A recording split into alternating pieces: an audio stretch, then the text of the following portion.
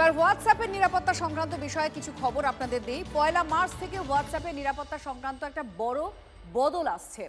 1 March অত্যন্ত vital একটা দিন, কারণ হোয়াটসঅ্যাপেও অনেক জালিয়াতি হয়, আর সেই সুরক্ষা বাড়ানোর জন্যই, নিরাপত্তা বাড়ানোর জন্য বড় একটা পদক্ষেপ করা হচ্ছে। সুশোভন আমাদের প্রতিনিধির সঙ্গে রয়েছেন। সুশোভন, কি পদক্ষেপ?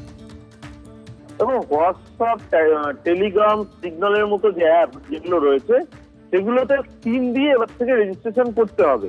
যদি সেই সিম সচল না থাকে তাহলে কিন্তু কোনোভাবেই এইগুলো চলবে না। এবং এই জায়গাগুলো যেগুলো সব থেকে গুরুত্বপূর্ণ এবং যেগুলো জেনে রাখা খুব প্রয়োজন, যে সিম কার্ড নম্বর দেওয়া হবে সেই সিম কার্ডের সঙ্গে কিন্তু এই যে অ্যাপগুলো সেগুলো রেজিস্ট্রেশন করতে হবে।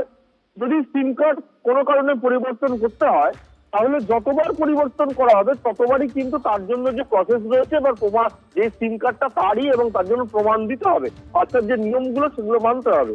আর হোয়াটসঅ্যাপ অ্যাপ, ওয়েব বা টেলিগ্রাম অনেকেই ওয়েবে লগ ইন করে রাখে, সেক্ষেত্রে 6 ঘন্টা অন্তর কিন্তু তাকে কিউআর কোড দিয়ে লগ ইন করতে হবে।